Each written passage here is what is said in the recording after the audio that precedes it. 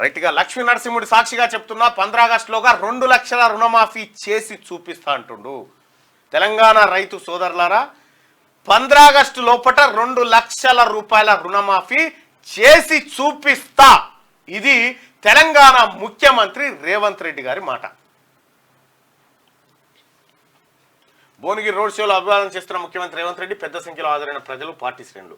వచ్చే పంట నుంచి వరికి 500 బోనస్, గుట్టలో భక్తులకు సౌకర్యాలు కల్పిస్తా, 60,000 కోట్లతో మూసి ప్రక్షాళన, సాగునీటి కాల్వలను పూర్తి చేస్తాం. నాతో పాటు సీఎం అర్హత ఉన్న వ్యక్తి కోమటిరెడ్డి. సీఎం పదవి నాకు బాధ్యత. సర్కారును ఎందుకు కూలగొడతారు?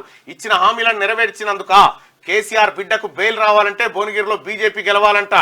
బీఆర్ఎస్ బీజేపీని వామపక్షాలు పొందబెట్టాలి. భువనగిరి ప్రచారంలో రేవంత్. 3 జిల్లాల్లో నేడు రేవంత్ పర్యటన, నామినేషన్ కార్యక్రమాల్లో పాల్గొన్న సీఎం.